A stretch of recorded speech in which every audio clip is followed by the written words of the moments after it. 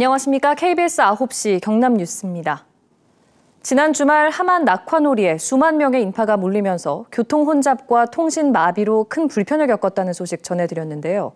조근재 함안 군수가 그제 공식 사과문을 발표했지만 비난 여론은 좀처럼 수그러들지 않고 있습니다. 함안군이 인파 관리와 축제 준비에 허술했다는 비판이 거셉니다. 김민지 기자입니다. 행사 반나절 전부터 주차장으로 변해버린 주변 도로. 밀려든 인파에 행사장은 곳곳이 위태로운 상황이었습니다. 지난 석가탄신일 연휴 첫날 함안 낙화놀이를 방문했던 방문객들은 극심한 혼잡에 불만을 터뜨렸습니다. 상당수 인원은 행사장 주변을 보지도 못한 채 발길을 돌려야 했습니다. 노진점까지 가는 길목에는 일차가 꽉 차 있었고 1시간 반이 넘는 시간 동안 도로에 서 있는 동안 경찰도 한 명도 안 나왔었고. 문제의 원인은 함안군의 준비 부족과 잘못된 수요 예측. 함안군이 예상했던 올해 낙화놀이 방문객은 2만 2천여 명, 지난해 2배 수준이었습니다. 하지만 실제 방문객은 5만 명을 훌쩍 넘긴 것으로 추산됩니다. 임시 주차장 중 한 곳인 함주공원입니다. 주차 공간은 이곳을 포함해 모두 1,800여 면, 예상 방문객인 2만 명을 수용하기에도 턱없이 부족합니다. 당초 행사 한 달 전 함안군이 제출한 안전관리 계획과 재해 대처 계획의 예상 인원은 고작 10,000명 수준으로 확인됐습니다. 이를 바탕으로 경찰 30여 명과 소방 인력 50여 명이 배치됐지만 상황이 심각해지자 비상 인력이 추가로 동원됐습니다.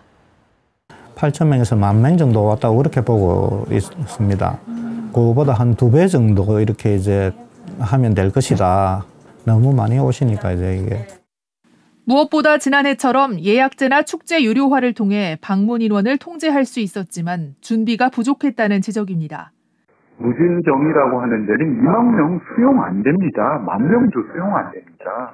그건 준비 비리죠. 기획이라고 하는 것들은 만에 하나까지 준비를 해야 되는 것이. 최악의 축제라는 비난 여론이 이어지자 함안군은 뒤늦게 내년 행사 때 예약제를 다시 검토하겠다고 밝혔습니다. KBS 뉴스 김민지입니다. 창원시 한 간부 공무원이 최근 술에 취해 이웃 주민에게 성적 수치감을 주는 행동과 발언으로 피소돼 직위 해제됐습니다. 이 간부는 최근까지 주민 치안 관련 업무를 담당한 데다 창원시가 지난 3월 여성 친화도시상까지 받은 일도 무색하게 만들었습니다. 손원혁 기자입니다. 창원시 주요 부서를 담당하는 한 간부 공무원 A씨가 직위 해제된 것은 지난 26일입니다. 공무원 A씨로부터 불미스러운 일을 겪었다며 이웃 주민이 고소해 경찰이 수사 개시를 통보했기 때문입니다. A씨가 술에 취해 이웃에게 성적 수치감을 주는 행동과 발언을 했다는 것이 이유입니다. 창원시 감사관실은 해당 간부 공무원으로부터 사실관계를 파악해 경상남도 징계위원회에 징계 요청 여부를 결정할 예정입니다. 경찰과 협력하는 치안 관련 업무도 담당하는 A씨는 고소가 접수됐기 때문에 수사기관에서 이야기하겠다며 취재진에게 말을 아꼈습니다. 지난 2월과 3월 진주시에서도 잇따라 직장 내 성희롱 사건이 불거지며 공무원 노조가 진주시장에게 책임 있는 조치를 요구하기도 했습니다. 경남 18개 시군에서 최근 2년 반 동안 내려진 성비위 관련 징계 처분은 17건, 공무원의 성비위가 끊이지 않고 있습니다. 이 가운데 6명이 파면 또는 해임됐습니다. 지역사회 안전망 등을 평가해 여성 친화도시로 지정된 창원시. 지난 3월 여성 친화도시 국무총리상을 수상했지만 불미스러운 일로 인해 그 의미가 퇴색했다는 지적이 제기됩니다. KBS 뉴스 손원혁입니다. 진주시가 추진하는 e스포츠 경기장이 억대 예산 낭비 논란에 이어 이번에는 경기장으로 사용할 입지 문제가 불거졌습니다. 진주시는 경상국립대 한 건물을 10년 동안 경기장으로 임대하기로 했지만 국유재산법상 5년 이상은 위법하다며 구성원들의 반발을 사고 있습니다. 박기원 기자입니다. 진주시가 신설될 e스포츠 경기장 입지로 경상국립대 건물을 빌려 쓰기로 한 것은 지난해 10월입니다. 칠암동 100주년 기념관 4개 층을 80억 원을 들여 고친 뒤 700석 규모 경기장을 만들 계획입니다. 임대 기간은 전체 10년입니다. 이에 대해 경상국립대 교수회 측은 임대 기간 10년의 확약은 관련법 위반이라고 문제를 제기합니다. 국유재산법은 행정재산의 사용 허가 기간을 5년 이내로 정하고 있습니다. 허가가 끝날 경우 사전 신청을 통해 5년 이내에서 갱신할 수 있습니다. 교수회 측은 100주년 기념관을 임대할 수 있는 최대 기간은 5년이며 임대 기간 10년을 미리 확약한 것은 위법하다는 자문을 받았다고 밝혔습니다. 법적인 이해와 실마리를 통해서 해결하지 아니하면 향후에 법적 배상의 문제 그리고 법적 분쟁에 휘말리게 될 가능성이 매우 높습니다. 경상국립대 측은 5년 사용 허가 후 갱신이 가능한 사항이라 확약에 문제가 없다면서도 갱신 여부는 차기 대학본부가 판단할 사항이라고 밝혔습니다. 교수회 측은 사업 선정 과정도 문제 삼았습니다. 사업 공고에는 10년 이상 계약 기간에 임대차 확약서를 제출한 뒤 임대차 계약서를 내게 되어 있습니다. 하지만 경상국립대와 진주시는 계약서 대신 확약서만 제출했습니다. 사업을 공고한 한국콘텐츠진흥원 측은 진주시와 경상국립대 간의 10년 기간 확약서가 계약서에 효력이 있다고 판단해 사업을 선정했다고 밝혔습니다. 경상국립대 교수회 측은 e스포츠 경기장 사업 선정과 관련한 감사를 문화체육관광부에 청구할 계획이라고 밝혔습니다. KBS 뉴스 박기훈입니다. 국회가 전기요금을 발전소 거리별로 차등 적용하는 분산에너지 특별법을 통과시켰습니다. 경남을 포함한 비수도권의 전기요금이 수도권보다 저렴해질 것으로 예상되는데요. 이를 장점으로 내세워 첨단 산업 유치에 적극 나서야 한다는 목소리가 나옵니다. 천현수 기자의 보도입니다. 2008년부터 6년 동안 극한 대립으로 이어진 밀양 송전탑 사건.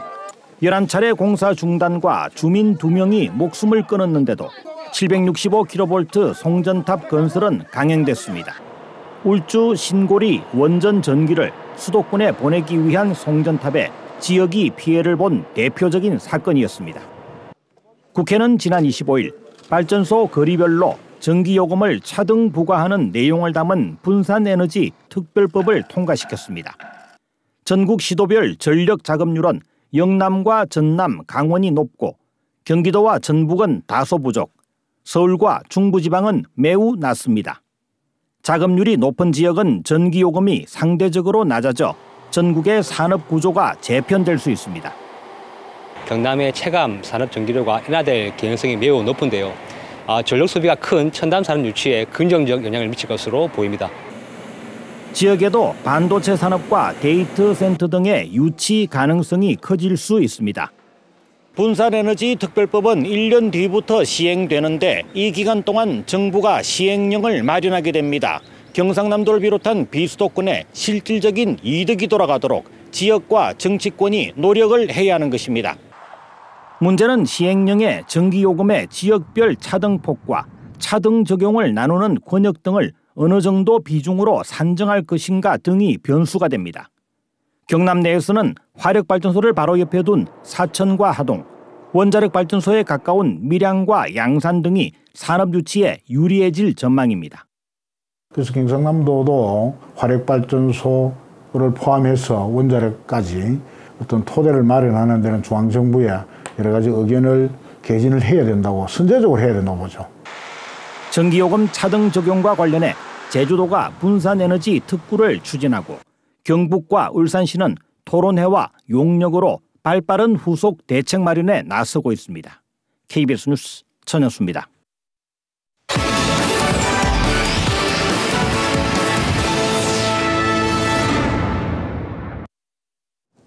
경상남도가 오늘 부산에서 영남권 투자유치 행사를 열고 15개 회사와 2조 2천억 원 규모의 투자 협약을 맺었습니다.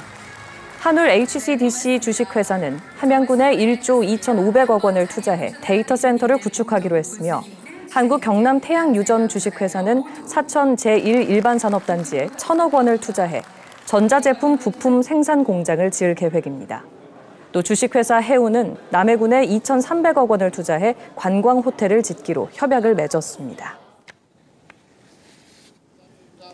경남과 부산, 울산 시도의회 의원들이 오늘과 내일 이틀 동안 산청군 선비문화연구원에서 합동연수회를 열고 지역 현안을 논의합니다. 부울경 3개 시도의회는 수도권 1급 체제에 공동 대응하는 방안 등을 논의하고 의원들이 고향사랑 기부금을 교차 기부하기로 했습니다. 2023 하동 세계차 엑스포가 관람객 100만 명을 돌파했습니다.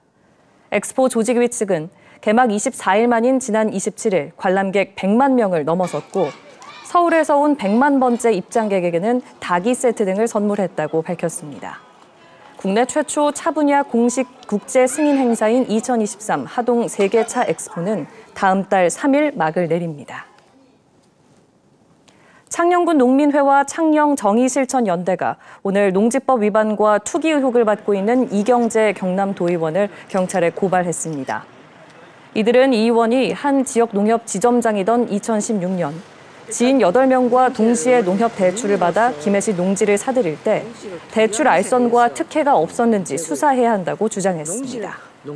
또 이 의원이 경북 청송군 과수원 3만여 제곱미터를 사들인 뒤 대부분을 낙동강유역환경청에서 보상을 받은 것도 투기가 의심된다고 말했습니다. 정부가 비수도권 대학 경쟁력 강화를 위해 이달 말까지 모집하는 글로컬 대학 사업에 경남에서는 7개 대학이 신청했습니다. 신청 대학은 경상국립대와 창원대, 경남대, 인제대, 연암공대와 창신대, 거제대입니다. 한편 창원시와 창원대학교, 한국전기연구원과 재료연구원 등은 오늘 시청에서 창원대 글로컬 대학 선정을 위한 지역 우수인재 양성 협약을 맺었습니다. 법무부가 봄 파종과 수확기 농업 인력 부족 문제를 해소하기 위해 외국인 계절 근로자 체류 기간을 석 달 연장해 최대 8달 동안 취업할 수 있도록 개선 방안을 발표했습니다. 법무부는 이미 입국해 있는 외국인 계절 근로자에게도 이 같은 조치를 소급 적용한다고 밝혔습니다. 경남에는 올해 봄 시군별로 100여 명씩 외국인 계절 근로자 1,700여 명이 들어왔습니다. 석가탄신일 연휴에 내린 많은 비로 수위 상승이 예보돼 낙동강 수계보 8곳이 수문을 열었습니다. 경남 소식 전해드렸습니다.